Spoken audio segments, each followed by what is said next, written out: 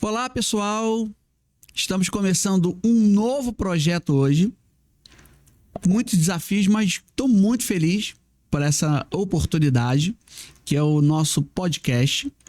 A gente colocou algumas coisas aí também de vocês pensarem, né? Nas redes sociais, de temática. Ser um podcast que trabalha um pouco de questões ministeriais, Bíblia. A gente vai mesclar um pouco nesse podcast, gente, um pouco de arqueologia, um pouco de ciência bíblica, um pouco de vida ministerial, um pouco de vida devocional, ou seja, um cristianismo de um modo geral, mas sobretudo a gente talvez pensar que a gente precisa voltar em algumas coisas e a gente precisa mudar de rumo talvez. Então a gente pensou em trabalhar questões de perspectivas, né, que o cristianismo tem. E veio uma temática também do nomezinho curto, metanoia. Então, a gente está pensando ainda. Então, tá tudo muito novo. E é tão gostoso, né? Viver esse novo ciclo. E eu conto com você. Então, para viver esse novo ciclo e estar aqui comigo hoje nesse podcast, eu convidei alguém muito especial, muito querido.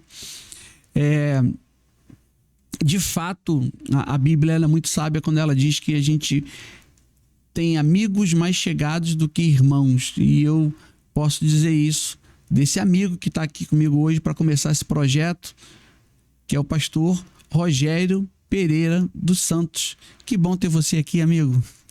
Que maravilha. Privilégio. A gente tem tanta coisa para falar e fazer, gente, enfim.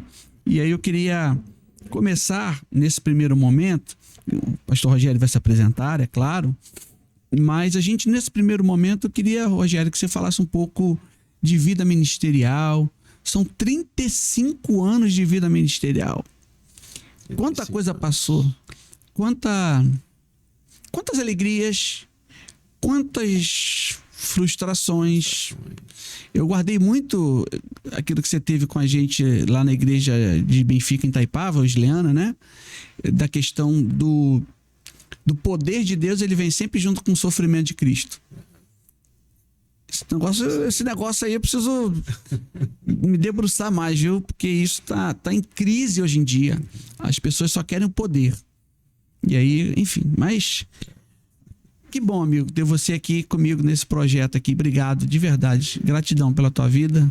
Fala um pouquinho aí do início. Me sinto privilegiado, né? Honrado ser o primeiro, né? Dar o start, né? Aqui. Verdade. A gente não sabe ainda se o nome vai permanecer metanoia, né? Mas metanoia é sempre um desafio diário, né? Da vida cristã. Mas obrigado pelo convite, né? E que seja um tempo de bênção aqui, né? De edificação, esse tempo a gente puder compartilhar. Isso. Eu sou Rogério Pereira dos Santos. Rogério Pereira dos Santos. Fala um pouquinho de você. Filho de Alzira Pereira dos Santos e pai desconhecido. Olha, tá vendo? Viu? Uau! Isso eu lembrava. Eu não lembrava, melhor dizendo, não lembrava. Minha família, ela é mineira, do interior de Minas, né? Mas você passou um tempo depois em Brasília. Vamos minha lá. Família é mineira, de Curvelo, Minas Gerais. Uau! Mas vieram para a capital e mamãe foi para Brasília. Então eu nasci em Brasília. Eu sou brasiliense de nascimento ali. De nascimento. Uhum. Os primeiros ali de Brasília, ali naquela época, eram chamados de candangos, né? Isso, Candango exato. era quem vinha de fora, né? Pau de arara para construção de Brasília. E Juscelino Kubitschek, isso. Os primeiros filhos de Brasília, nascidos em Brasília, são chamados de candangos. Olha só. Eu sou candango, né? Brasiliense, mas também vivi bastante tempo, cresci ali uma boa parte da minha infância e adolescência em Belo Horizonte. Até um sotaquezinho, né? Eu perdi bastante o sotaque mineiro, né? Mas se eu quiser trazer ele à volta, ele volta facinho, um trem, né? Eu aprendi que esse negócio de trem contigo. Eu aprendeu a falar mais. Trem comigo. Eu falei trem. Uai, né? Como é que aquele negócio você falava? Tô com soco. Como é que era? Quem coçou, Dom convim, quem coçou, um cotou e proncovou. Gente, meu Deus do céu. Traduz aí, amigo. Isso é a filosofia mineira. Né? É o resumo da filosofia mineira, né? Dom convim, né? De onde eu vim, né? Quem coçou, quem eu sou, né? Um cotou, como eu tô? onde estou. Onde estou e tá vendo? Proncovou. Meu Deus do céu. Para onde que eu vou? É o mineirês, né? É o dialeto, exato, né? É mineirês. Que legal, Mineiro cara. tem um dialeto próprio, né? Uhum. E minha avó, em particular, como era bem do interior, bem da roça, ela tinha um linguajar que era quase um dialeto mesmo, né? É interessante Pra entender, isso. né? Olha só que coisa rica isso, cara. A linguagem era aquela coisa do convívio, do dia a dia. Os Brasis dentro do Brasil, né? Brasil, é verdade. É isso aí. Isso é Mas eu extraordinário. sou fruto desse ambiente aí mineiro, brasiliense, né? Brasília é uma cidade muito eclética, né? Gente do Brasil inteiro foram para a construção de Brasília. Legal você falar isso, dessa questão. Eu nunca tinha pensado, mas de fato, né? Sim. Sul, Norte, Nordeste, Centro-Oeste, todo mundo foi para lá. Centro-Oeste, todo mundo foi para Brasília. Então, você pensar que a cultura de Brasília, ela é profundamente mista, né? Eu acho que o termo eclético define, exato. bem, Nunca tinha pensado nisso, Rogério, que interessante. Eu tinha um professor meu na pós-graduação que eu fiz na Unirio, Universidade do Rio de Janeiro, e ele era revoltado porque o JK tirou o Rio de Janeiro, né, do cenário da capital. Exato. Ele falou, ele vai estar, se existe purgatório, ele não passou purgatório, foi direto para o inferno, porque ele tirou, né, a capital federal daqui, mandou para... E de fato, né, foi um turning point ali, mudou tudo, né? E muito legal você tá falando, quer dizer, só quem viveu esse tempo consegue, porque hoje, né, Brasília se consolidou e tudo mais. Sim, hoje é uma cidade consolidada, até vamos dizer assim, até uma cultura consolidada, né? Mas nos inícios ali... Nossa, muito interessante isso. Em Brasília, você come, por exemplo, a comida nordestina, né? Em Brasília você come... Sério? Isso, macaxeira. Olha que louco. Né? Que isso, gente? Aquele cuscuz amarelo. Cuscuz amarelo, sim. Tá? Que doideira. Eu cresci ali fazendo cuscuz, né? Se não tem cuscuzeira, você inventa, dá um jeito. Olha né? só, cara, olha só, olha só. Um pano de prata em cima da panela fervendo ali, e era o café da manhã. Que doideira, cara, que doideira, que doideira. A cultura do cerrado também, né? Exato, isso, né, do Centro-Oeste e tudo mais, né? Centro-Oeste ali. Então, quer dizer, é um caldeirão cultural, cara. Que legal cultural. Isso. Muito interessante isso. Aí você tem uma elite do funcionalismo público, exato. Tem as embaixadas, né? O Congresso. Isso, né? E a periferia pobre de Brasília.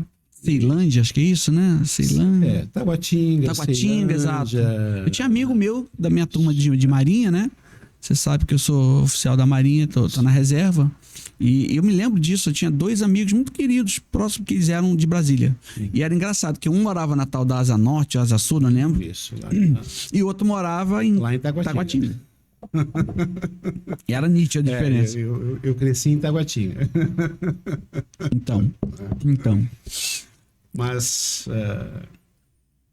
eu trago na minha alma essas misturas aí, né? E aí, indo um pouco para a questão ministerial, que a gente queria nesse primeiro momento aqui a gente falar, foi legal você falar isso, ó, interessante, né, gente? A gente vai batendo papo, isso que é o legal, né? Eu nunca tinha associado esse teu multiculturalismo, se eu posso dizer assim, sim, na tua área ministerial.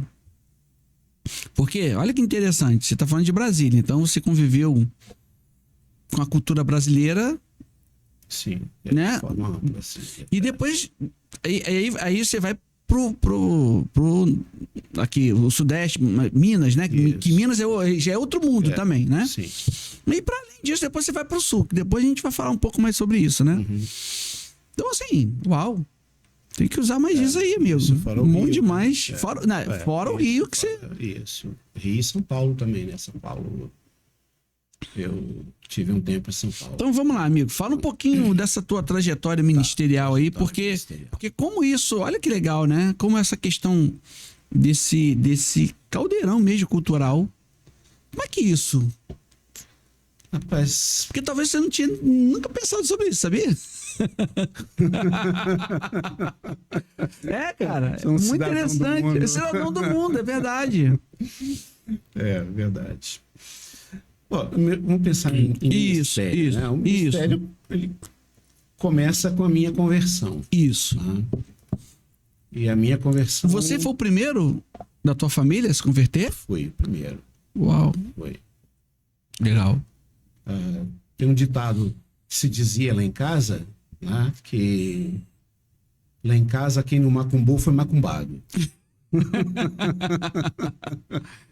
Então era essa coisa bem brasileira, né? De Sincretismo, né? bem sincrética, exatamente. Era católica nominal, né? E espírita umbandista na prática. Na prática. Né? Então não era diferente, acho que da maioria das famílias brasileiras nessa época. Então a minha proximidade com a fé, ela era bem confusa mesmo. Né? Não sabia o que, nem como. Né?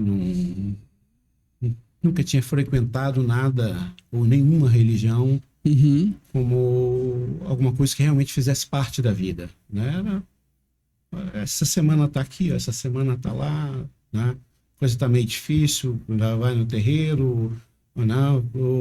Olha que interessante. Então, essa era a realidade lá de casa, mas nominalmente éramos católicos. Né? Entendi. Pelo menos para alguns eventos, assim. Um casamento, um batismo, né? Ou algum evento mais pontual, assim, né? A vovó tinha muito aquela ligação do interior, lá da roça ainda, então, principalmente ligada a presépios. Os antigos tinham uma coisa séria, assim, né? O presépio passava de casa em casa. Essa coisa religiosa mesmo, né? Bem religiosa. E essa era a minha realidade. Mas o meu tempo em Belo Horizonte... Você se converteu em Brasília ou em Belo Horizonte? Em Brasília. Tá.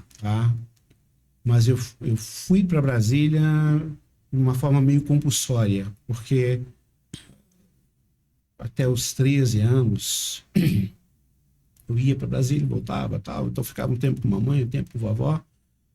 Mas o tempo, quando eu entrei na adolescência, eu estava em BH, foi um tempo muito conturbado, muito mesmo,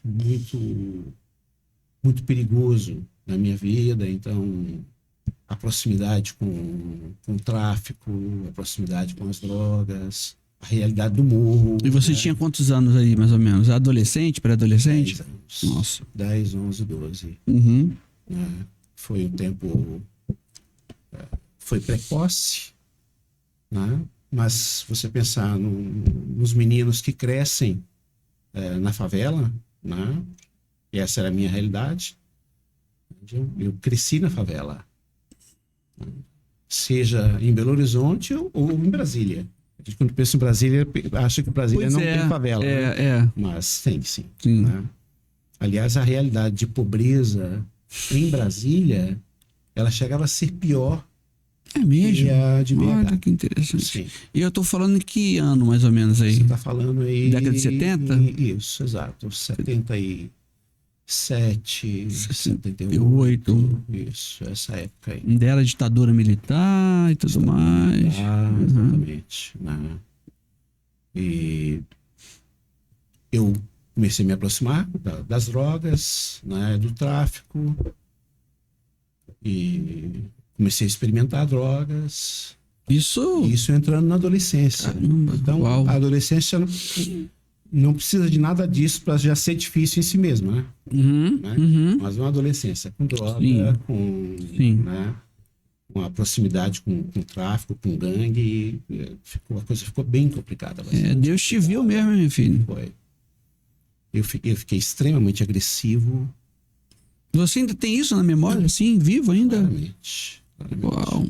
Aliás, a minha memória, eu tenho viva, clara, assim, né, da minha infância inteira na minha mente.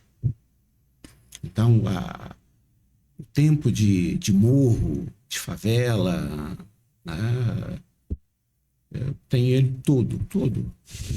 Se fosse escrever, ou se eu escrever um livro sobre isso, eu Tem que tenho escrever um livro, né? Vou falar isso com a Ana Cristina, viu? Tem que escrever um livro, esse homem, pelo amor de Deus. Já me cobram isso. Então, estamos aqui de público aqui agora. Deixa eu tomar um cafezinho agora. Não, amigo, você precisa. Olha quanta riqueza aí, quanta coisa para edificar pessoas, né? Um tempo de como Deus te resgatou mesmo, né? Um tempo bastante complicado. Nebuloso mesmo, nebuloso, de abusos, uau. Violências. Né? E como é que aconteceu a tua conversão, então? Meus avós não conseguiram mais lidar comigo. Né? Em função da agressividade e da minha proximidade com tudo aquilo que eles viam no morro. Né? Meu avô era um homem extremamente trabalhador. A minha família, né? Eu tinha um tio que tinha um problema grave de alcoolismo e ele era uma referência para mim, que era uma pessoa que me ajudava assim Então você fala referência em que sentido? Que estava próximo ali, aquela coisa de influência? E era um cara assim que... Você gostava? Que eu gostava e que me ensinava a trabalhar. Ah, entendi. Entende? Aquela referência talvez de pai que você não teve, né? Que eu não tive, mas ele se perdeu realmente no alcoolismo, então isso foi uma quebra na minha mente, né, na minha alma. Ele enlouqueceu assim em função coisa horrível. Do alcoolismo. Entende? Então assim, quando eu olho para essa tua vida, desculpa, né? Mas parece que você não tinha referência em nada. Nada. As referências que eu tinha no teu núcleo, né, familiar meu núcleo ali. Era um núcleo bem desestruturado. Então, por exemplo, mamãe não pôde me criar. Mamãe era empregada doméstica. Entendi. Né? Ficou grávida. Sim. Então, minha tia foi para Brasília e me buscou. Uau. A quebra familiar era muito grande. Meu avô não aceitava que mamãe viesse para casa, né? O fato de ter ficado grávida sem ter se casado, né? Então, meio que esse um vai e volta. Né? Então, o tempo que eu fico em Belo Horizonte, a infância até os 8, 9 anos foi tudo bem, né? Não pensava muito, era aquilo. Como foi essa ruptura, né? A infância foi legal, assim, vamos dizer, nesse sentido. Infância, né? Infância, fui moleque. Isso, brincar na rua. Isso, brincar na rua. Coisa que hoje em dia não acontece rua mais, era morro, né? Isso, sim. Mas tá no morro, sobe o morro, solta a pipa, né? Carrinho de rolimã. Carrinho de rolimã, se arrebenta todo, se arrebenta todo, isso aí. Mas foi legal. Sim. Na entrada da puberdade que a coisa explodiu. A gente quer que comece a ver questionamentos. Isso, né? Exato. Né? Quem é meu pai? Por que eu não tenho relacionamento com meu pai? O que aconteceu? Por que eu não posso viver com minha mãe? Né? Por que minha mãe me deixou? Né? Quem é o culpado disso? A gente começa... É isso aí. Né? E nessa crise toda aí, quando você começa a pensar a respeito, eu já tinha primos que já estavam envolvidos com drogas, já estavam... Até pelo ambiente, né? Isso, eu tô falando de Brasília ou Minas? Não, você está falando de Minas. De Minas já, né? Nos anos 70. Tá. E favela é bem favela mesmo, tá. Né? De favela sem água enganada. Sim. Esgoto aberto, sem saneamento básico, nada. Descer o morro com lata d'água, subir o morro carregando lá. O sambinha, lata d'água na cabeça. Lá vai Maria. Eu lembro disso, tá? Eu lembro disso aí. Era bem Aquelas, isso aí, aquelas né? lata d'água, né? Aquela Isso. de. Esqueci se era óleo, aquilo, o que que era. Umas latas, que a gente e aí faziam um fazia isso, botava exatamente. na cabeça. Isso. Né? Não tinha água encanada, nada disso. É isso, é isso. A pobreza, né? Fogão a lenha, você não tinha gás, né? Mas a vida era, Sim, era divertida. sim. Era divertida. Interessante você falar isso, né? Que eu também. Eu sou da Baixada, né? Fluminense. Você falou isso. Você fica até preocupado. Assim, Fiquei preocupado da frase que eu... Isso tem uma coisa que eu me orgulho de ser da Baixada, cara. O povo da Baixada é um povo resiliente, povo bom, né? E de fato, assim, acho que também Deus me viu ali, né? Mas essa tua memória, a gente precisa. E aí, talvez acho que esse negócio de metanoia vai ficar, viu, gente? Não sei. Vamos ver aí. Vamos chegar na metanoia. Porque é exatamente isso, né? Hoje a gente vive um tempo em que as pessoas têm tanta coisa e ao mesmo tempo não tem nada. No sentido de que se perdem por tão pouco, né? Sabe uma coisa que me mexe muito comigo, pra você, na minha infância, essa questão de brinquedo. Era muito difícil ter um brinquedo. Você lembra disso, amigo? Sim. O pessoal talvez da nossa idade aí, dos 50, 40 e tal, vai lembrar disso. Você ter um carro, um brinquedo de plástico, era algo assim, uau! De brincar de lata de óleo. Isso, lata de óleo. Lembra disso? Né? E hoje, por exemplo, eu olho a minha filha e meu filho, eu tenho dois. Vocês já têm filho na faculdade, casado, já estão no outro ciclo, né? Eu, como fui pai velho, eu tenho um de 13, Misael Júnior, você conhece, a Mileninha, e eles têm tanto brinquedo que eu falo assim, e isso ainda mexe comigo, muito louco isso, né? A gente, sei lá, se é psiquiatra, de perguntar isso pra Ana aí, o que isso traz de lá? Eu fico assim, incomodado com isso, eu falo, poxa, não que eu queira dar, mas eu falo assim, puxa, e eles têm tanto, e eu vejo que a Milena, então, pequenininha, fica perdida com o que brincar. Mas nisso tudo, né, dessa questão de escassez, acho que talvez... Sim. Pode dizer isso no sentido material da coisa, né? Igual você falou, mas a gente vivia, né? Verdade. Eu lembro que a gente brincava na rua até tarde. Lembra disso? Pique lata, pique bandeira, pique... Era tão gostoso. Hoje não dá. É até uma discussão, a gente tá divagando aqui um pouco, né? A gente vai voltar aí, viu, gente? Mas hoje, tô falando de alguém que tem filho pequeno, né? É difícil de você hoje deixar um filho pequeno para casa de um vizinho, para casa de um... Sim. Por causa dessa coisa toda de pedofilia, É um tempo de... Não é? De medos, né? Exato. E são medos que têm fundamento, né? Exato. Eu não estou dizendo que... A gente vive num mundo na nossa época, completamente na nossa época inseguro. tinha. Claro que tinha. Mas eu não sei se hoje... pela questão da informação, que a gente tem muito mais acesso que antes, sim. Ou se a coisa avançou mesmo, não sei. Enfim. Porque você falou um pouco de abuso e tudo mais, né? Sim. Mas não era coisa assim em escala, entende? Sim, Né? Os abusos... Por exemplo, o abuso de um menino, né? Hoje a gente pensa nisso, né? 5 anos de idade... Quando falo de abuso, essa é a primeira coisa que me vem à mente, na lembrança, é 5 anos de idade, 5 para 6, né? E no morro que a gente morava, em frente à nossa casa, era um beco, né? O morro era um beco, né? Aí tinha o petropolitano é servidão, né? Servidão, verdade. O beco só era mais escorregadio. É verdade. Dia de chuva, se você escorregasse no Já cima, era. meu amigo, no barro. No barro, só morro abaixo. Né?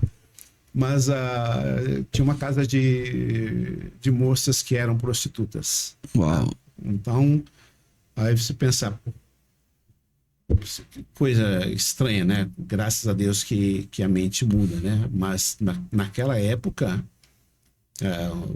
um menino, né, ser assediado pelas prostitutas, né, era um sinônimo de virilidade, o cara é uau, macho. É macho, exato, exato, um exato. abuso.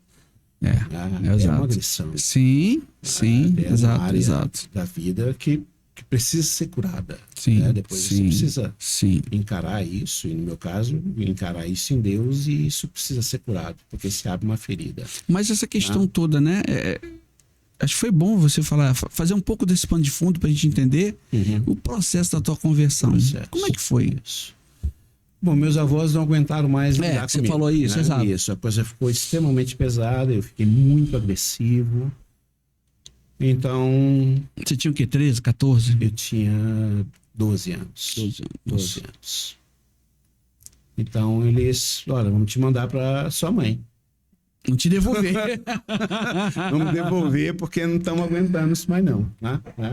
Eu acho que eles tinham, com certeza, né? Hoje, conversando com minha tia, que era quem me ajudava a criar, eu vejo que eles enxergavam a coisa de uma forma mais ampla. Né? Mas na minha cabeça, na época, não, vamos te devolver porque não te aguentamos mais. Entendi. Tá? E aí devolveram. Aí fui para Brasília. Né? E aí, evidentemente, a coisa ficou pior. Eu imagino. Que aí você estava ressentido. Exato. Ressentido, né? Cheio de feridas e de mágoas. Não tinha um relacionamento com minha mãe, né?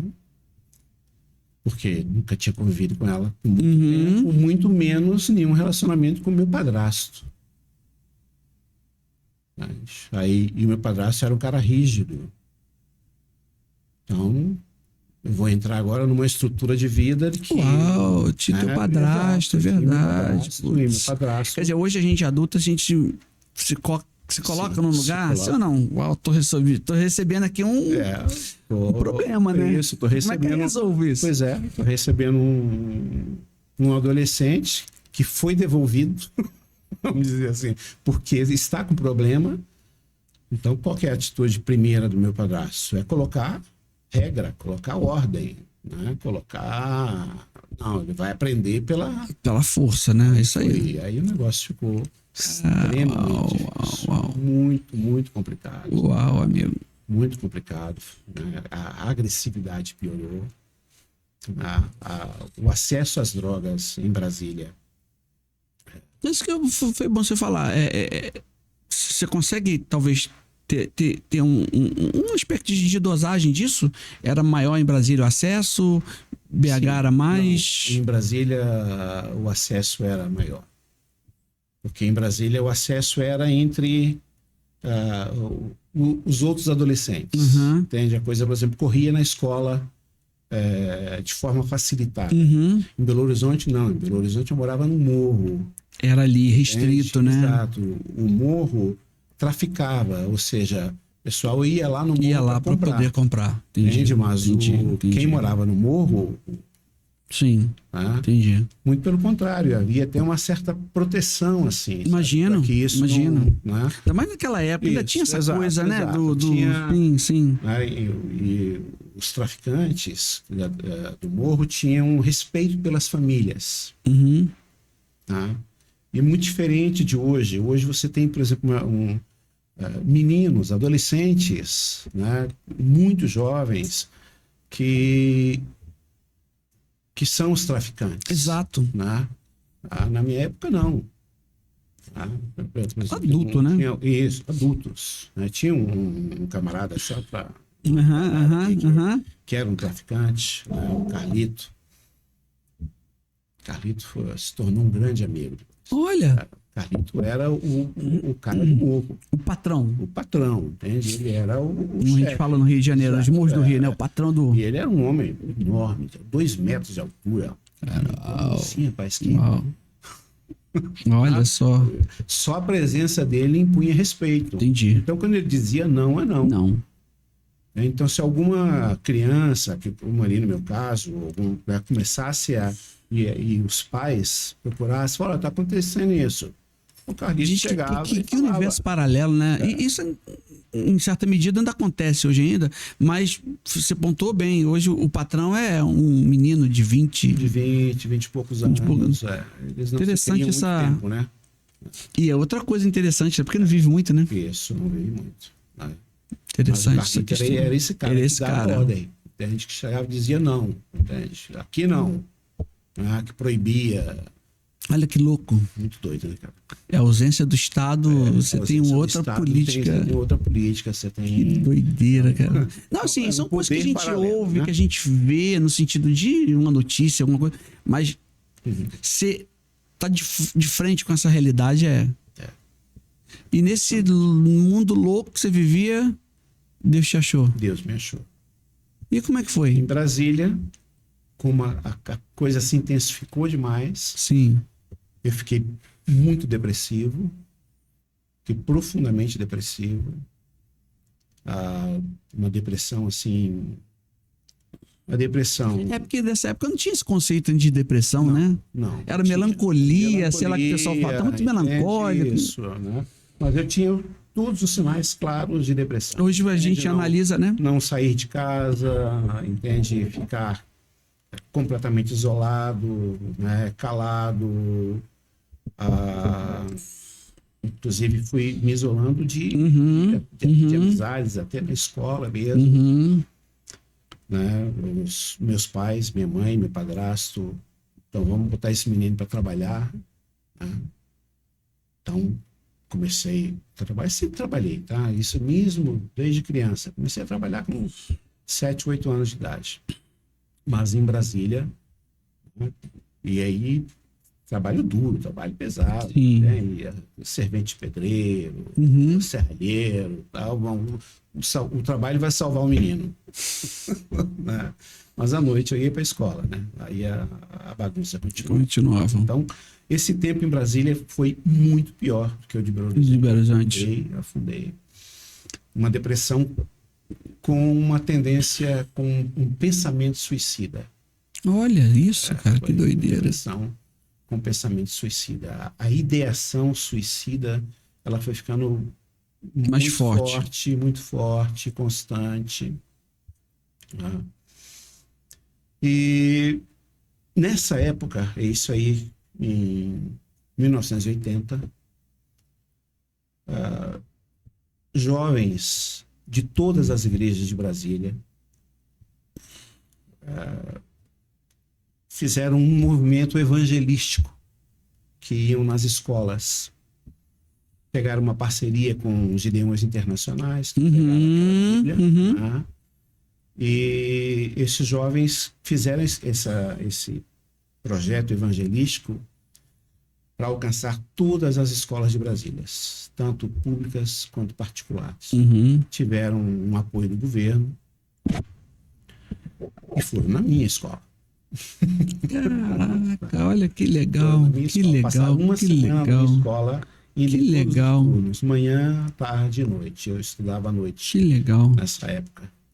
Cursava 8ª série. 8ª série. 8ª série. E ginásio. O ginásio. É ginásio o nome? Não, 8ª série era o científico? Ensino médio, né? Hoje chamam ensino médio. Antes era só até 8ª. Até 8ª. Agora tem o 9º ano. Isso, exato. Antes era até 8ª. Estava cursando a 8ª série. E esses jovens foram na minha escola e começaram a pregar. Gente, que extraordinário isso. Sala em sala. Trabalho missionário mesmo, né? Missionário. A diretora da escola, ela era cristã.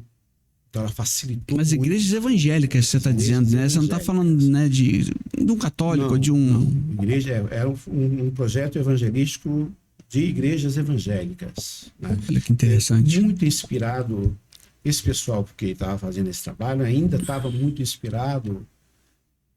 Era um reflexo de Lausanne.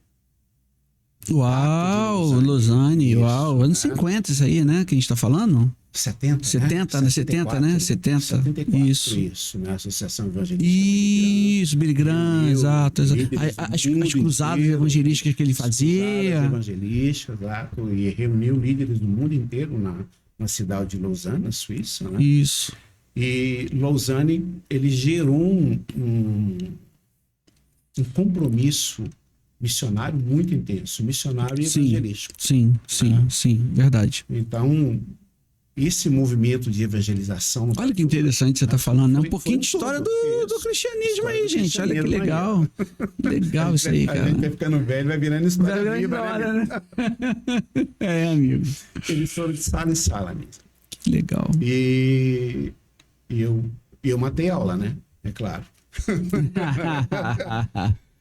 Ficaram aquela semana toda e eu fugindo deles. E eu não sei se a diretora já estava me mirando. Tem alguma coisa por detrás aí, porque quando eu pensei que eles foram embora, que eles já tinham passado por todas as salas, né? Inclusive a minha. Aí tu falou, agora eu tô... Acabou esse negócio, voltei, né? Isso numa segunda-feira. E aí naquela segunda eles foram só especificamente para ir na minha sala outra vez. Uau. Né? Uau. Então eu imagino, eu nunca conversei com ela a esse respeito, mas eu imagino que a diretora estava de olho em mim. Intencional, né? Intencionalmente. Olha que legal. Ela entrou com eles, né? Nesse dia ela participou, Uhum. ela entrou com eles, fechou a porta, se encostou na porta. Como que dizendo, ninguém sai. Né? E eles se apresentaram e testemunharam, contaram a história deles, história de conversão. Todos jovens mesmo, assim, na faixa de 15 a 18 anos. Gente, que extraordinário isso. Eu não sei se isso acontece ainda, viu? Você está falando de escola de ensino fundamental ali, né? E público. Não sei se... Na universidade pública ainda tem alguma coisa de missões e tudo mais, né? Mas na escola... Tô pensando aqui... Uau, que coisa extraordinária. Eu fui muito em escola, sabe? Mas hoje tem hoje pela... reserva. Isso, né? É a questão de que... Hoje, aí vamos apimentar um pouco aqui essa questão ideológica e tudo mais, muito do avanço do secularismo, né? Uhum. Separação igreja e Estado, e não pode. Outras coisas podem, né? Mas religião não pode. Nessa época, o Estado via a igreja como uma parceira. Parceira, exato, sim. Como foi no meu caso e como no caso de tantos outros, né? E aí? Eles contaram a história deles, mas eu me desliguei. Eles estavam indo. Olha que interessante isso. Completamente desligado.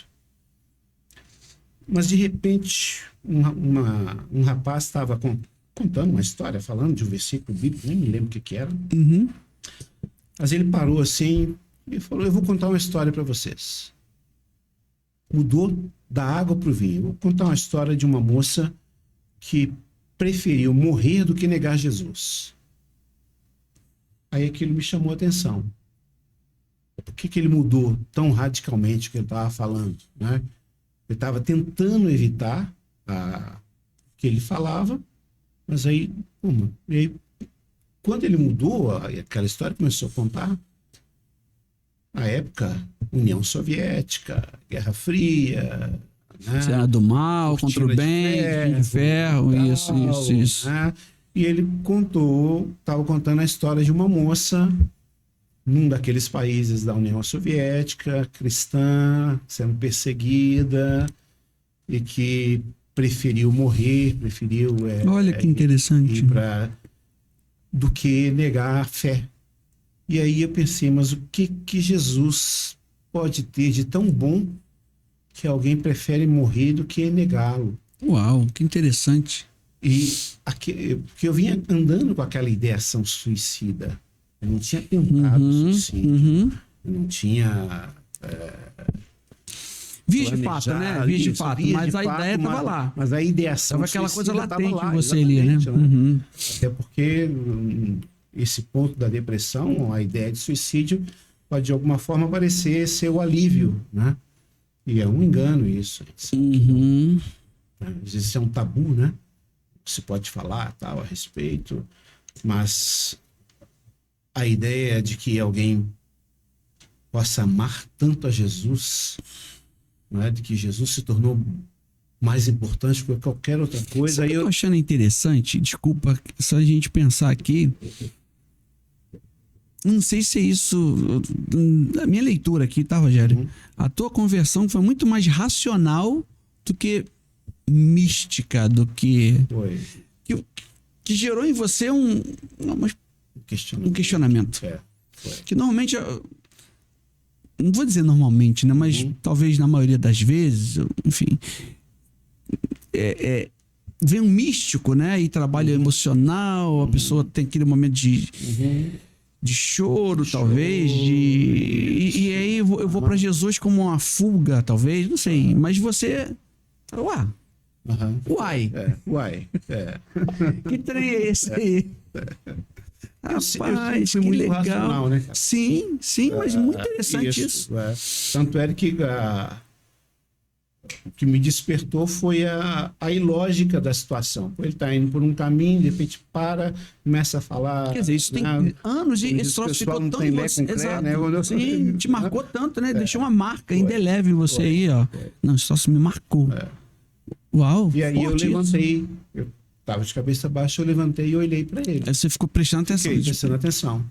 Ele contou a história da moça e falou, depois de contar a história dela, falou: é isso que Jesus faz. Jesus muda a vida. Uau. Ele se torna tão aí tão ele deslumbrante. Aí ele te fisgou. Me fisgou. Eu quero mudar de vida. De que se você conhecê-lo, entende?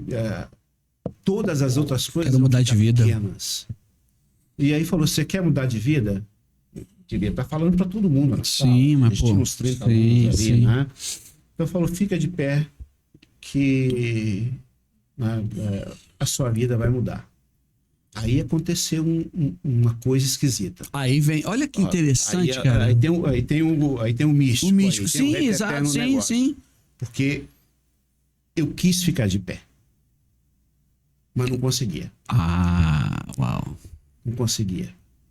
Eu quis pedir ajuda, quis levantar tipo assim, a mão. O teu cérebro... Aí vamos pensar um pouco... Exato. Como a gente tá na linha do racionalismo, vamos dar uma ordem aqui e o troço não vai, né? E não vai. Entende? Uau, gente, isso é muito forte. Isso é muito comando, mas o corpo não obedecia. Não obedecia.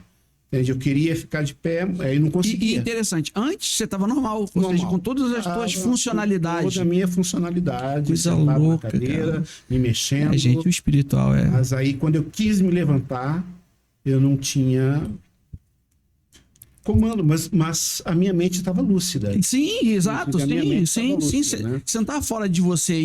Não. Eu imagino, como você disse, eu sou um cara muito racional. O que está acontecendo? Exato. Ué, por que não vai? Eu quero, mas não consigo. O que é isso? Coisa louca. E eu não sei se eu tinha alguma manifestação física mais agressiva em mim ou não, porque aquilo foi uma coisa espiritual. Sim. Nada, eu queria me levantar e não consegui. Não, talvez uma possessão, mas talvez uma opressão, talvez. Uma opressão, né? A gente tem que marcar um outro podcast para falar sobre isso. Isso, mas só pra gente falar sobre isso. Macumbu foi macumbu. Viu como é que dá pano pra manga? Dá. Eu quis me levantar, não consegui. E aí ele falou: você não consegue se levantar? Crie coragem e peça a Deus que te ajude. Uau. E aí fiz a minha primeira oração na vida. Uau, cara. Uau. Que extraordinário, que ela não foi uma oração articulada, porque eu queria abrir a boca para falar, mas também não conseguia. Então eu falei... Meu Deus, gente. Eu falei no coração. Sim. No profundo da minha alma. E eu gritei. Foi um grito para dentro. Sim. Não pôde ser um grito para fora, foi um grito para dentro. A tua alma gritou, né? Exato. Eu falei: Deus, eu não sei se tu existe.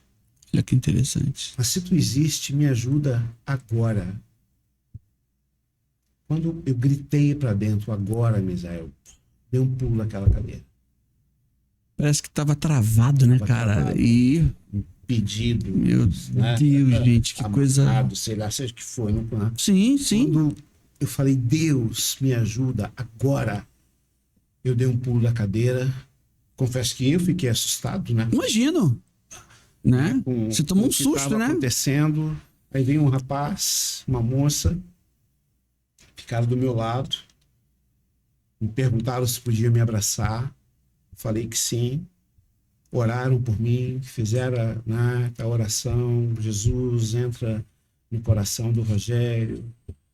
Aí a moça depois falou, ora com a gente, né? Convida Jesus para entrar no seu coração. E eu convidei, né? Fiz aquela oração de entrega da vida ao Senhor.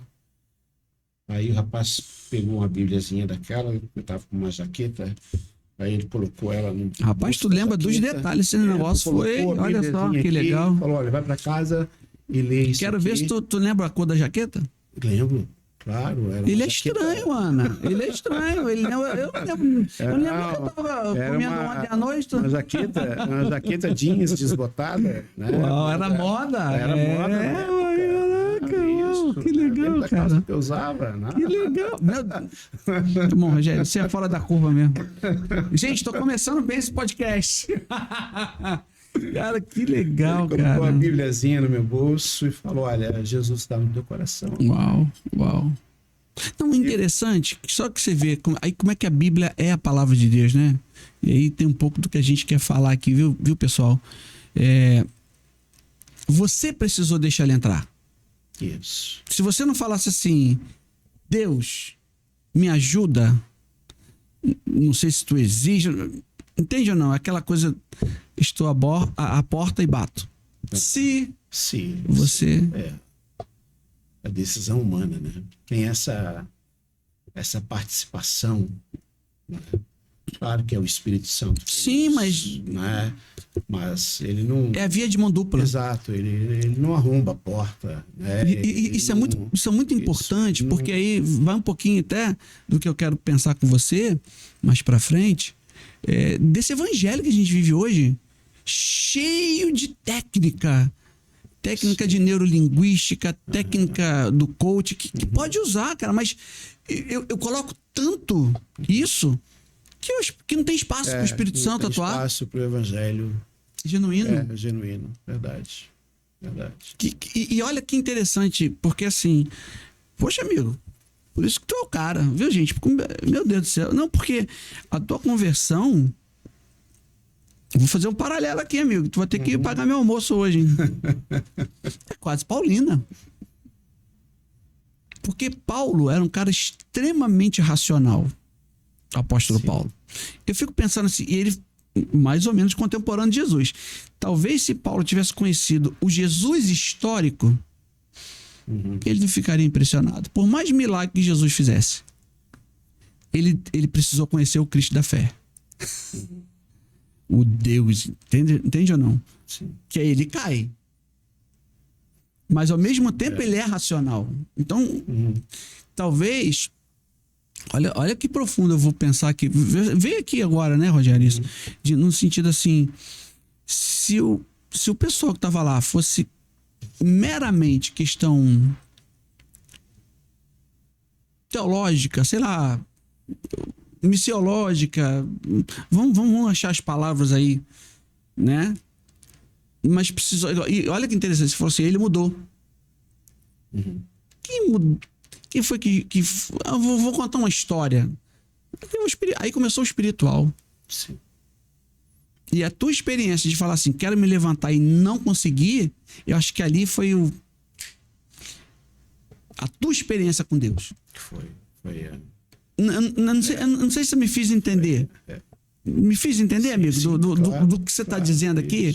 Isso é muito forte, porque tem tanta gente que hoje se converte, ou talvez busque uma metanoia, e não acontece. Por quê?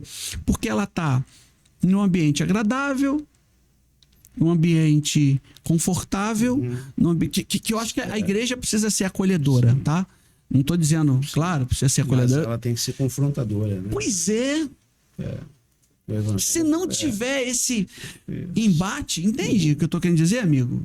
Você não vai conhecer o Cristo da fé. Sim, com certeza. Porque olha como é que te marcou isso. Se você falou assim, eu não conseguia falar, isso é muito forte, cara. E a palavra do evangelho que ele usou antes de mudar a história ali foi: Deus conhece quantos fios de cabelo há no sua cabeça. Uau. Isso é o poder do evangelho, né? É o poder do evangelho. Paulo diz que o evangelho é o poder de Deus, né? Para a salvação de todo aquele que crê. O evangelho é o poder de Deus. Poder de Deus. Que em essência foi o que Jesus veio fazer. Exato. Jesus não veio curar, trazer. Sim. O milagre era periférico. Isso. Né? Era para chamar atenção. Porque o milagre, ele passa, né? Lázaro ressuscitou, mas depois morreu. Doença, mas você vai ficar doente outra vez. Né? Exato. Mas, até um caso extremo, né? Que pode haver uma ressurreição, mas se Jesus não voltar, vai morrer de novo. Vai morrer de novo, né? Mas a conversão, né, para a salvação, ela é eterna, né? Eterna. Um novo nascimento. Isso aí. Porque conversão é novo nascimento. Né? Eu acho que é uma coisa complexa, estranha desses tempos que a gente tem vivido, né? Que eu acho que a igreja precisa se debruçar sobre isso daí para se reavaliar, né? É que a gente está vendo, a gente tem um número grande de adesões e a gente tem um número grande de conversões, vamos dizer assim. Mas pouco metanoia. Pouca metanoia, exatamente. Pouca conversão. Pouca mudança de direção, de rumos, né? E a gente tem que ter coragem de... E de novo aqui você falou, né? Pegando aqui você falou O evangelho, ele acolhe, mas ele confronta. E aí um pouco...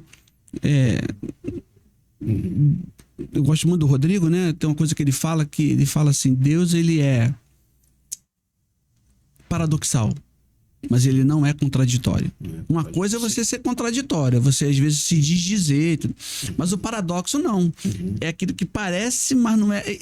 São coisas. E de novo, aquilo que você falou pra gente lá na escola bíblica, o poder de Deus, mas o poder vem junto com o sofrimento de Cristo. Sim. Isso é paradoxal. É a grande crise de Paulo ali, né? De Paulo e da sociedade. Que é o que todo mundo quer. Ele quer conhecer, né, a Cristo, quer conhecer o poder da ressurreição, mas ele precisa conhecer também, né, a comunhão do seu sofrimento. Pois é. E você falou, é indissociável. Exato, é indissociável. Imagina se é um cara só do poder, né? O poder deslumbra, né? O poder te afasta, né, do que é humano, né? Isso é tão bíblico. E aí vamos para o Antigo Testamento. Eu acho que um dos caras mais incríveis no sentido de experiência, Elias. Sim. Pô, o cara, sim, ele não morreu, mano. é. Desculpa aí. Aí o cara vê fogo do céu. Eu fico imaginando, que eu creio que a Bíblia é a palavra de Deus, tá, amigo? Tem doutorado, mestrado, tá, mas tem um sobrenatural. Sim. E aí eu vou ser um pouquinho erudito aqui de lembrar Kant, Immanuel Kant, que ele falava, ó, tem uma obra dele lá, Crítica à Razão Pura, né? Não dá. Tem coisa que a razão não resolve, irmão. É o nominal que é o além. E aí, né? Mas fica imaginando, aí vem esse extraordinário de Deus. Uau. Pô, Elias, uau. Aí daqui a pouco ele vai e se esconde na caverna. Isso é paradoxal, cara. Cansou, né? Cansou. Se deprimiu. Se deprimiu e... Foi tomado de um senso falso, né? Só eu sobrei, né? Uma coisa que... rejeição. Rejeição, né? Solidão, olha só. Exato. Mesmo, né? Essa humanidade. Ontem eu estava pensando, rapaz, num título para um livro. Ela tem pensado Aí, em vários. ó, podcast já está causando metanoia em você. Aí. A minha esposa que vai me provocando, né? O tempo todo, assim, nem pensando nisso aí. Mas veio uma ideia rápida assim, né? Porque Tiago diz que Elias era um homem igual a nós. Uhum. Aí eu pensei num título para o livro com uma interrogação. Igual a nós? Legal. Porque, Legal. né? Legal. Parece assim tão longe da gente. Parece tão surreal, né? Isso, né? As experiências fantásticas que ele viveu, né? E essa última, né? De subir. Gente, imagina.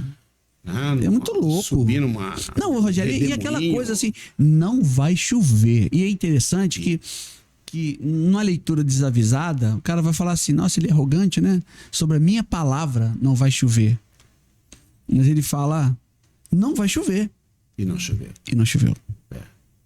Que coisa doida. Meu amigo. Você é um Elias aí para esse tempo, ó. Ué. Somos, amém, eu recebo, mas... Somos. E daí, você teve essa experiência... Isso. Extraordinária. Fiquei de pé, Jesus entrou no coração. E dali você já decidiu na tua cabeça assim, você é pastor? Ou foi um processo também? Não, foi... De uma certa forma, eu entendi naquela noite que eu tinha que pregar. Que eu tinha que falar de Jesus. Mergulhou na Bíblia. Eu voltei para casa com a mesma turma com que eu andava todos os dias, com a Bíbliazinha no bolso. Mas eu tava... Deixa eu te perguntar, e teus amigos da sala? Ninguém... Porque tu era meio esquisito, naquela noite... eu era meio esquisito. Tipo assim, isso aqui foi hoje, amanhã já tá... Eu era esquisito, eu era um nerd, no sentido assim, de que eu tinha uma facilidade absurda para o aprendizado. Uhum. Então, eu ouvia uma matéria uma vez, uma explicação e acabou. Eu não tinha mais paciência de ouvir a segunda vez, porque eu já sabia ela, né? Então, eu era um nerd, assim, nesse sentido, de que eu era o cara de que todo mundo sabia. Fala com o Rogério que ele sabe, né? E isso é uma coisa que eu tenho desde criança. Eu tenho facilidade para aprender, tem mesmo, né? Sim. Leio um livro, 2 livros, 3 livros, 10 livros e sei o que eu li. Sim. Né? Tenho uma memória assim, quase que fotográfica, né? Do que li. Então eu era um nerd nesse sentido, mas o comportamento era outro, né? Era bem punk naquela época. Bem rebelde, isso, né? Movimento punk. Isso. Eu falei que eu me lembro da minha roupa porque era bem marcante, né? Eu tinha uma calça, porque fazia mais de ano que o fundo da calça não era lavado. Que era moda naquela época. Gente, você andar com aquele, cara. Né? Ele trouxe horroroso. Fundo da calça. Bem marcado, né? Bem marcado, né? Bem definido, assim. Rogério. Isso. Cabeludo também? Cabeludo. Olha isso, bem anos 70, mesmo 80, bem anos né? 70, exatamente, né? Piercing, não era bem piercing, né? Piercing mas piercing na nossa época era alfinete, né? Os alfinetinhos. Sim. Né? Sim. Então, isso era alfinetinho nos isso, cara, boca, que doideira, gente. Meu Deus do céu. Isso. Olha, ainda bem que eu nasci na família cristã, não dá pra mim não. Nós mesmos furávamos. Né? Botava gelo, né? Até ficar dormente, aí enfiava os alfinetinhos. Crianças, não façam isso. Não façam isso. Não façam isso. Então eu era uma figura estranha, vamos dizer assim. Não, você era a figura da época. A figura da época, exatamente. Tá, isso aí, né? Estranho para os nossos tempos. Ou não, né? Tempos. Não sei. Verdade. Eu acho que hoje Hoje tem pessoas fazendo cirurgia plástica para parecer animal. Hoje eu acho que passaria batido no meio da multidão. Naquela época, não. Naquela época era bem marcante. Mas eu fui para casa naquela noite convertido. Teve uma metanoia. Tive uma metanoia. A mudança de Jesus direção completa. Estava dentro de mim. Mudança de mente. Quando o rapaz falou, Jesus agora está no seu coração. Eu olhei para ele e falou, é verdade? Falou, Jesus está no seu coração. Eu criei naquilo. Agora é interessante, você tomou isso para você, né? Essa verdade. Para mim. Olha que louco. Sem nenhuma sombra de dúvida, Bezerra. Tanto é que quando eu fui para casa, voltando, a gente andava ali umas umas 10 quadras de Brasília, né, para poder chegar em casa. Meu colégio ficava 10 quadras longe de casa. Eu fui, né, conversando, e alguém me falou, porque um dos rapazes dessa turma também se converteu naquela noite. É isso que eu ia te perguntar, do teu grupinho ali. Não foi só você. Não foi só eu, o Ricardo. Ele entregou a vida a Jesus também.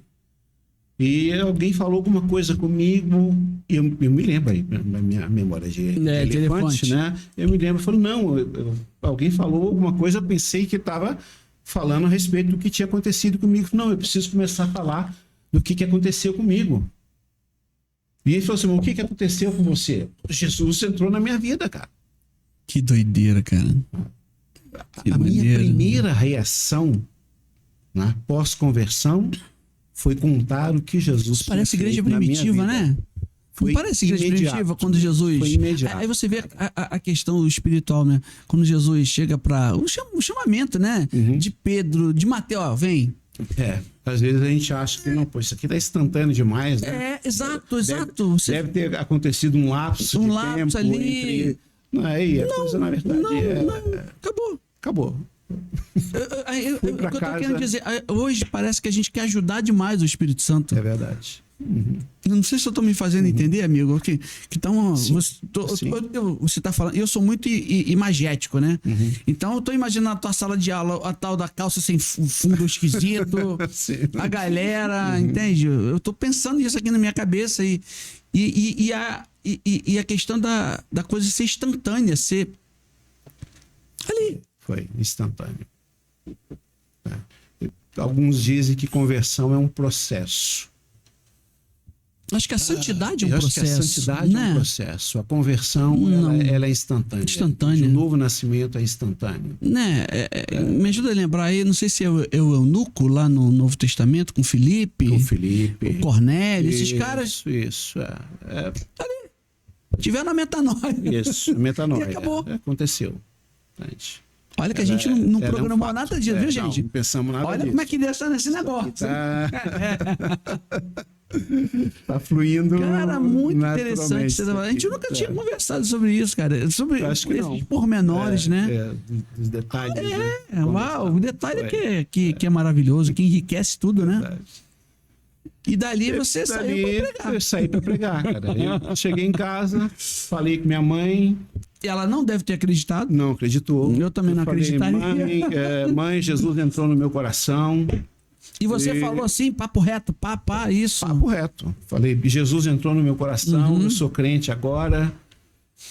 Tinha esse termo, né? Sou crente, né? Eu sou crente. Né? Ela começou a chorar, mas não por felicidade, ela começou a chorar e dizendo, para de usar essas coisas. É claro, você tá ficando doido, né?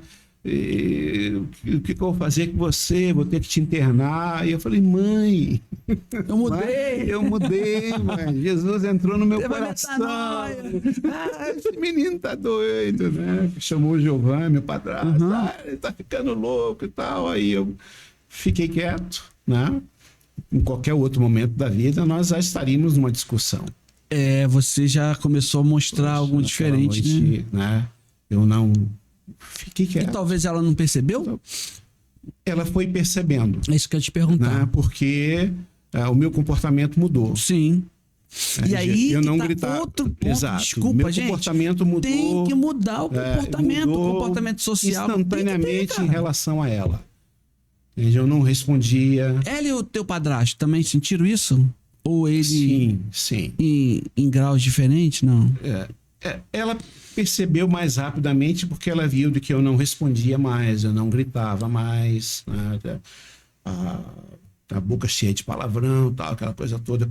Parei de falar palavrão, né? E eu falei, no outro dia eu falei, mãe, eu vou ficar quieto em casa, eu não quero sair. Porque e aí, isso com toda a simplicidade, mas é porque Jesus entrou no meu coração.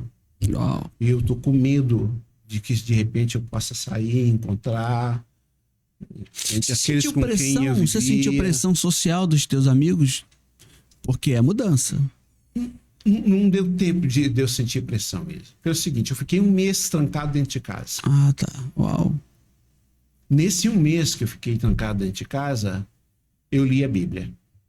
Porque eu ganhei aquela Bíbliazinha que é Salmos, Provérbios e o Novo Testamento. Novo Testamento. Uau, eu lembro disso. Então eu li a Bíblia de cabo a rabo. E reli várias vezes nesse primeiro mês. Então eu fiz uma imersão na Bíblia. Descobri que lá em casa tinha um livro evangélico lá, jogado lá no meio das tralhas lá, que é um livro de Richard Rembrandt, Torturado por Amor a Cristo. Uau. Se eu li aquele livro... Só complementou, né? Impactado. Né? Um mês depois... Fazia um mês que eu não bebia, fazia um mês que eu não ingeria nada, entende? Que eu não fumava nada. Então foi uma conversão definida. Claro que eu perdi um mês de aula. Né? Aquele ano estava quase que... Podia ter perdido ele. Não perdi porque minhas notas sempre eram muito boas. Eu nunca tive que fazer esforço nenhum para estudar. Entendi. Sabe? Já estava ali, você pegou com o pessoal peguei. Aí voltei para a escola, procurei a diretora e falei para ela, naquele dia eu me converti, entreguei a vida para Jesus e agora eu sou um monte de coisa. O que a diretora falou? Vão de sala em sala comigo. Uau! Peraí, você não sabia? Virei pregador, meu amigo. Uau! E fui de sala em sala com a diretora. Que extraordinário. Contando a minha experiência e tal. Aí, gente, isso é... Aí já chegava... Isso é inimaginável hoje em dia. Chegava com um versículo da Bíblia, entende? Aqui, Apocalipse 3, 20. Gente, que estou à porta e bato, se alguém ouvir a minha voz e abrir a porta. E aí, eu preguei no colégio, naquele colégio, em todos os turnos, manhã, tarde, noite, em todas as salas. Uau, cara. Então eu virei pregador. Gente, eu já me converti pregando. Primeiro mês de conversão, né, eu já estava pregando. Eu precisava achar uma igreja. Porque me converti não tinha igreja. Aí comecei, vou em que igreja? Vou em qual igreja? Aí o Ricardo, que se converteu também. Sim, lá, amigo da tua turma, né? Isso, da minha turma, procurei o Ricardo. Ricardo, aconteceu isso, isso orou comigo também. Foi naquele dia, né? Foi o Ricardo se converteu no mesmo dia. Olha que interessante. Olha que interessante. Aí o Ricardo falou, minha mãe frequenta uma igreja lá, né? A gente morava em Taguatinga Norte, em Brasília, né? Essa igreja ficava lá no final da Taguatinga Sul. Aí fomos lá na igreja. E aí cheguei lá na igreja, procurei o pastor no final do culto. Né? E falou, eu quero ser crente, o que eu faço? Aí ele falou, fica aí e vai fazendo aí que o povo passa. Era uma outra época de discipulada, época, né? Era outro. Né? Como é que ora? Vê como é que o povo ora e ora igual a eles. Né? Aí, como é que as coisas acontecem? Então, aí comecei a frequentar a igreja. Só uma coisa que me veio aqui agora, interessante isso que você está falando. Ao mesmo tempo que isso era muito intuitivo ou sem ser intencional, era tão verdadeiro. Sim. No seguinte sentido, as pessoas realmente eram a Bíblia que você lia. Exato. Entendeu o que eu quis dizer? Eu tenho que imitar a irmã Lourdes, sei lá, a irmã Maria, que e aí você ia fazendo ali Isso, era como é que eu vou dizer? Uma leitura, uma radiografia. Acho que essa é a palavra que eu queria achar. Você fala, não, essa aqui eu vou... Olha que interessante. O que você está falando? Exato, porque eu vivi um pouco disso, né? E hoje, de novo, a gente vive com tanta técnica. Sim. Eu não sou contra a técnica, não. Acho que tem que ser usado, mas às vezes a gente joga o poder de Deus pro lado e a gente se foca mais na técnica. Não, que tem que ser intencional no abraço, tem que ser intencional na plaquinha que recebe, tem que ser intencional no jogo de luz. No... Ok. Mas... Pode até ter isso, né? Exato. A essência não tá aí, né? Eu te confesso que eu não sei em que medida isso ainda. Eu não tenho uma... Eu acho que esse é o desafio, né? De buscar esse equilíbrio. Mas que talvez no passado tinha essa falta de equilíbrio no sentido de ter um discipulado, né? Hoje, se a gente olha, de repente, essas igrejas hoje, que são mega, ultra de alto impacto, não, tá totalmente errado. Tá, mas o cara tá aí, é pastor há 30 e tantos anos e não teve isso. Não. Entende? Eu tô pensando aqui um pouco, deu uma devagada aqui. Eu acho que o processo de discipulado, ele era orgânico. Obrigado, natural. essa é a palavra que eu queria achar. Orgânico, tava ali. Era natural, tá ali. De você ensinar o outro, você inspirar o outro a comer um pouco em casa. Comer um pouco em casa. Isso, por mais que a gente lê, a gente tem vivido isso um pouco de crise, né? E hoje tem técnica para tudo, né? Sim. Dentro da família, né? Então tem do psicólogo, e que bom, tá? Os psicólogos, tem nada contra o psicólogo, não, ótimo. Mas a gente às vezes fica tão preocupado, não, a criança não pode comer fazendo isso. Não, a criança tem que comer agora o prato colorido. A criança... É tanta regra. Eu não sei se eu tô... Sabe, amigo? Que eu fico assim... Também, é coisa natural. Eu ser o pai do Misael Júnior. Ou o pai da Milena. Que é um pouco o que você está dizendo. A igreja sendo orgânica. Às vezes é bom falar uma besteira. Sim. Porque na família a gente fala... Ou não? É verdade. Não, eu não vou falar isso aqui porque o Rubem... Não, eu não vou falar isso aqui pro Renato. Não. Não, porque já o Reuel já... Não, você vai falar. São os filhos dele, tá, gente? Mas... Tem família, ou não? Verdade. Eu acho que a gente tá perdendo isso na igreja, cara. Que você falou isso exatamente, né? Não, imita os outros, é isso aí. Claro, você vai ter os péssimos exemplos. Sim, tem. Sim, mas... Os exemplos... esdrúxulos, né? Mas os exemplos... ruins, assim, os próprios pastores também já se encarregavam. Claro, exato. Exato. Né? E eu comecei assim, meu amigo, aprendendo a orar ali. Cada dia eu orava de um jeito, né? Mirava alguém, né? Via como a pessoa orava. Vou orar que nem esse hoje aqui, né? Com um coração de criança, assim, esse coração de novo convertido, simples, né? Sem preconceitos, né? Isso, eu me converti em setembro.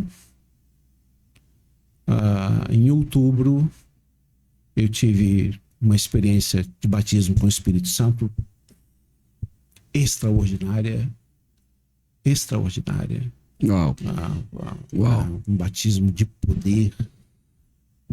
Foi na igreja isso? Ou Foi na igreja, numa reuniãozinha antes do culto começar.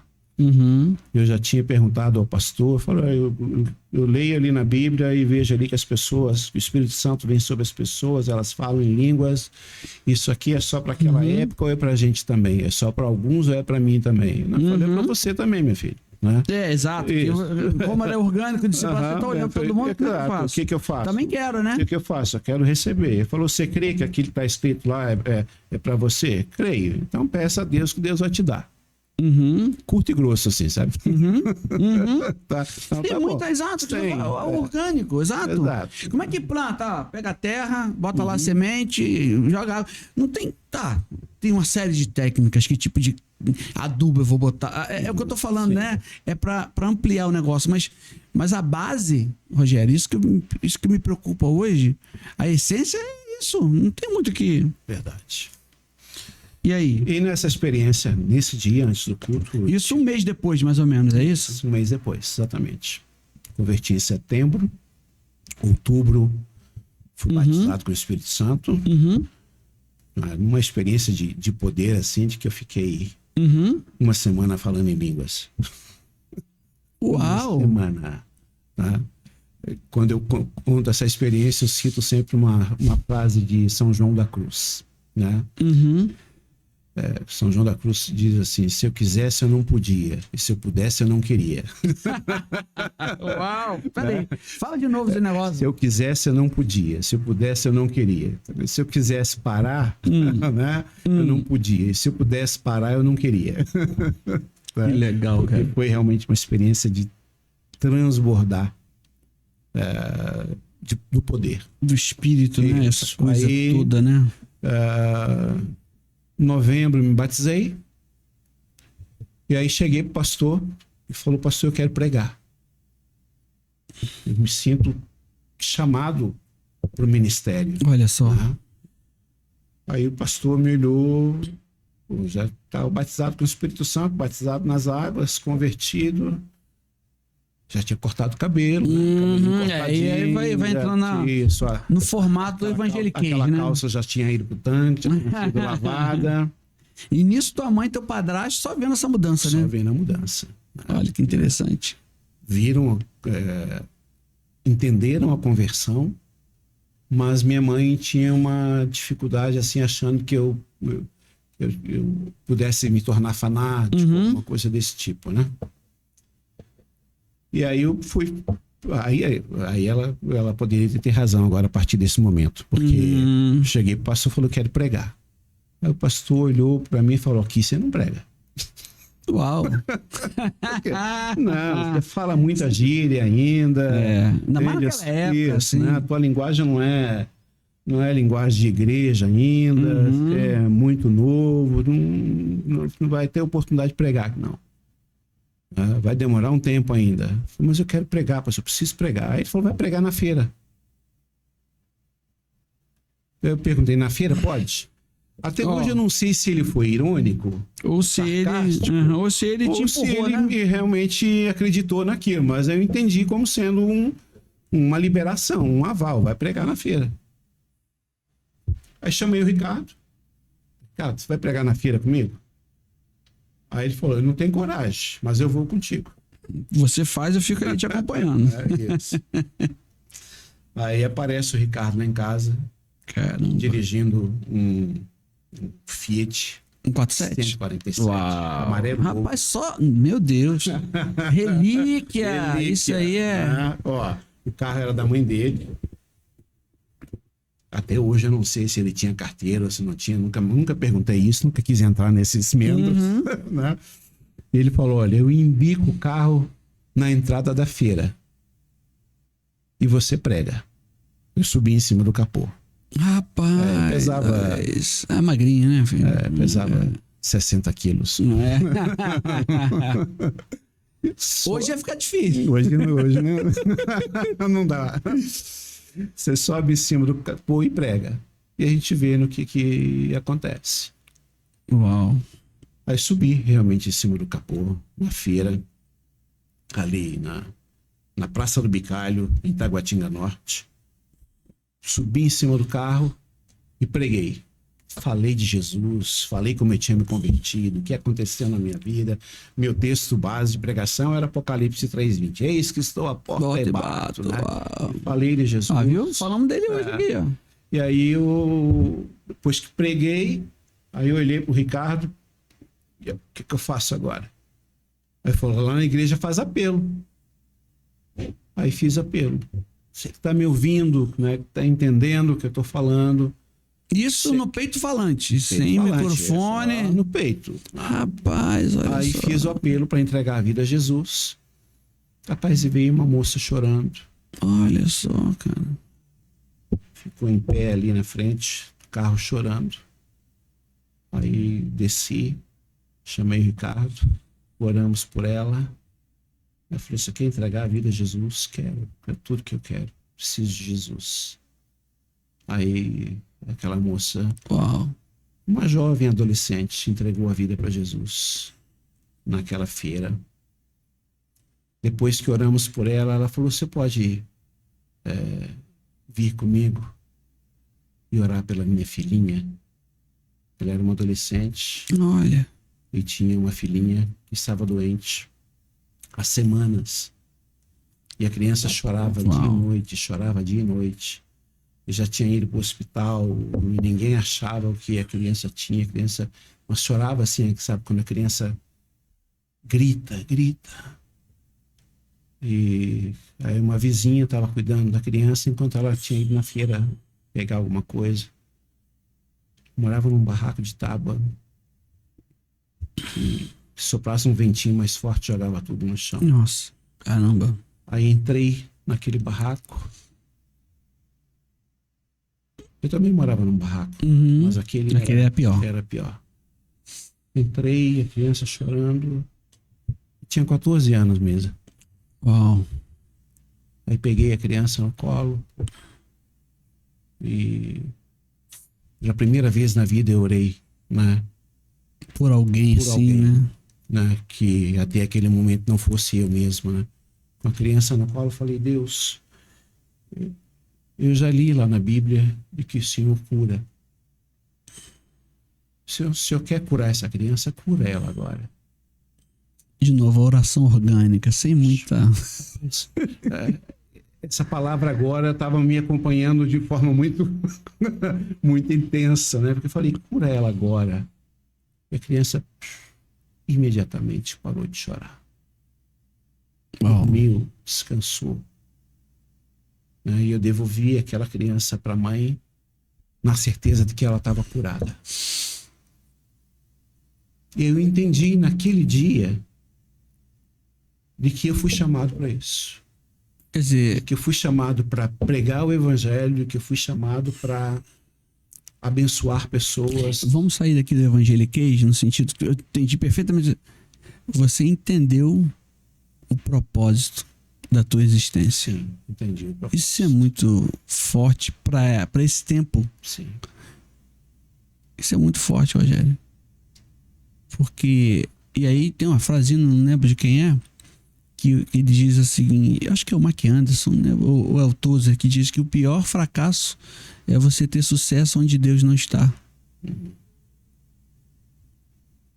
Quer dizer, que se você estiver onde Deus quer que você esteja, você cumpriu a essência da tua existência.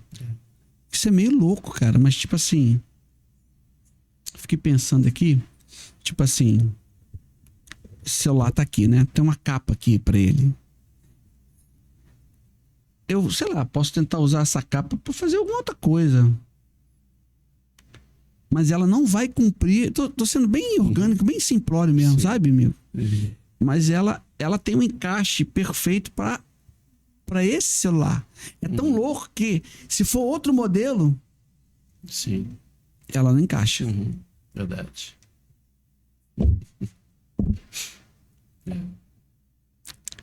Que bom, amigo, que você encontrou sentido para tua vida.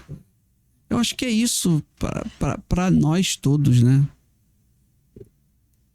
Naquele dia, eu tô impactado aqui, tá, amigo? Diante de Deus aqui, não tô falando... Sim. Pastor. Sim. Um pastor de alma, sabe? Sim, de gente, muito mais do que a instituição. E muito mais do que... Eu vou usar essa palavra, não sei se ela é muito bem apropriada, mas o glamour de estar na frente do... Claro que isso é bom, claro que é bom. Sim. Mas isso não é o... O poder da liderança, ele pode ser muito sedutor. Sim, exato. E a liderança é lugar de influência, exato. Obrigado, você está melhorando o que eu estou falando. Lugar isso. De honra. Isso, lugar de honra, lugar de você ter ali... Eu me lembro que eu tinha dificuldade de entender isso. Porque isso na Marinha era muito claro para mim. Eu tenho... Né, no militarismo você nunca tem dois iguais.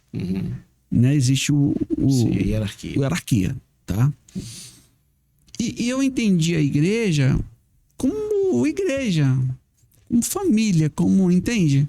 Quando eu fui à igreja, eu me lembro de uma fala de um amigo meu no seminário que me chocou. Ele, não, porque não sei o quê. Eu fui na igreja de um pastor poderosíssimo e aquilo não encaixou bem comigo, não no sentido de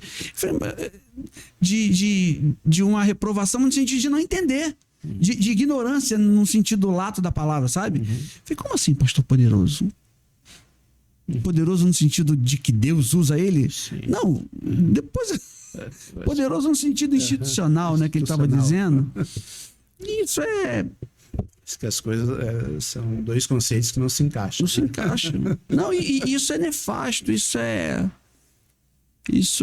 Sei lá, eu tô edificado aqui, cara. Muito edificado. Muito edificado. Eu acho que mais do que a gente falar agora do teu ministério, eu acho que é isso. Uau. Tô ainda burilando tudo que você falou aqui. Tudo que você falou. E te agradecer, amigo.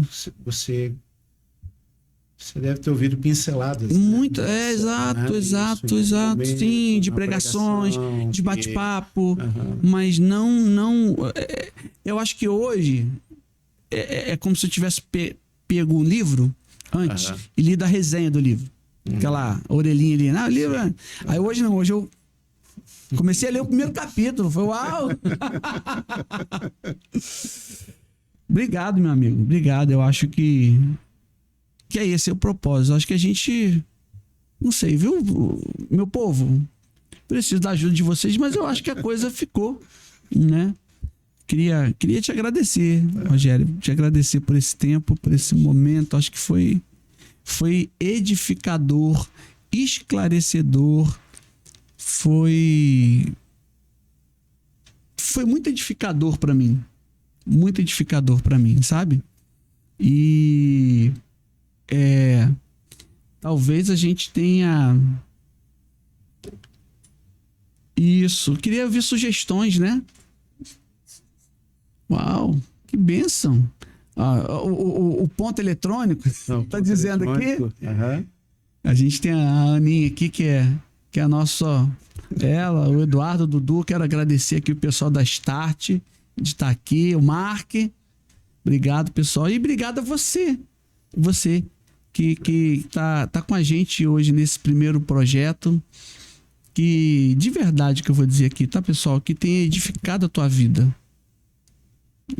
Eu penso que esse é o propósito primordial. Hoje eu tô saindo daqui assim, edificado, feliz. Porque hoje a gente experimentou um pouco, viu, gente? Do que tá faltando tanto nesse tempo. De descobrir para que eu existo. Pastor Rogério, obrigado, amigo. Ô, meu amigo. Obrigado, por favor. O privilégio é meu. Fala com essa galera aí que tá vendo a gente aí, ó. É minha, né? E eu continuo crendo nessa simplicidade do Evangelho. Amém. Amém. Embora os nossos tempos sejam tempos mais elaborados, vamos dizer assim, né?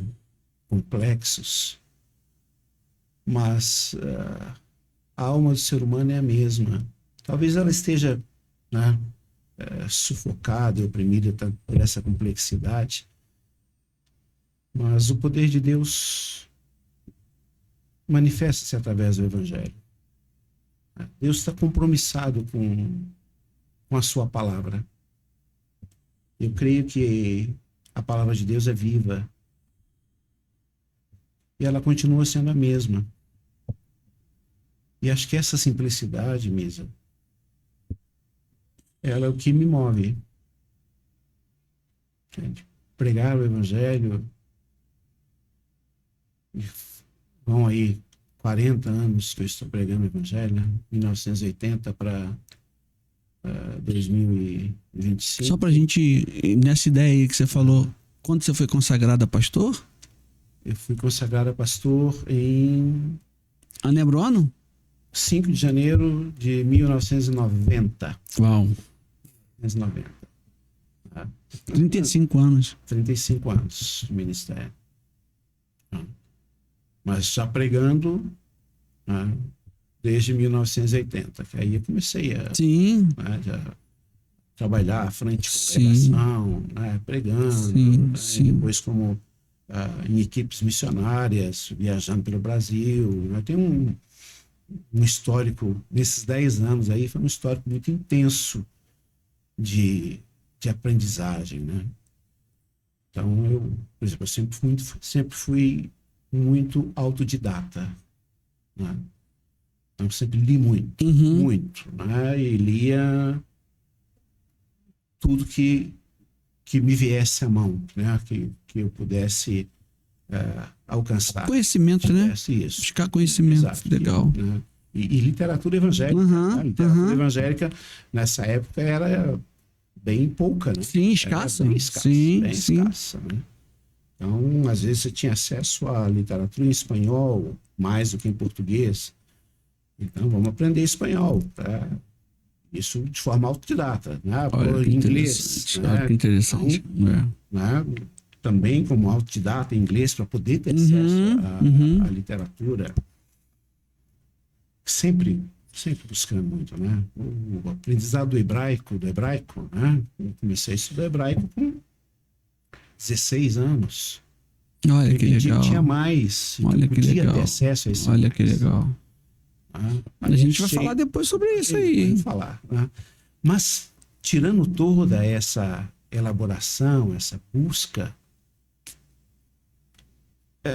sempre foi a Bíblia, pela palavra de Deus, por si mesma. Um versículo da Bíblia, Deus sabe quantos fios de cabelo existem na sua cabeça. Foi uma palavra viva, poderosa, para entrar no meu coração e me despertar para a vida. Não. A palavra de Deus. Isso você falou de despertar, muito interessante, né? Despertar no sentido, então você estava adormecido. Quanta gente está adormecida. Adormecida não no sentido de descanso, mas no sentido de marasmo, de paralisia, de letargia. Vamos pensar aí. Inércia. Essa palavra que eu queria achar. E você tá ali. Você tá. Quantas pessoas a gente olha adormecidas nesse sentido? Verdade. Obrigado, meu amigo. Bem, Obrigado. eu que agradeço. Amém. Muito bom estar aqui. Amém. Até a próxima, então, todos. pessoal. Aí, ó. Até a próxima. A gente vai tê-lo aqui mais vezes, viu? Muito bom ter vocês. Beijo no coração.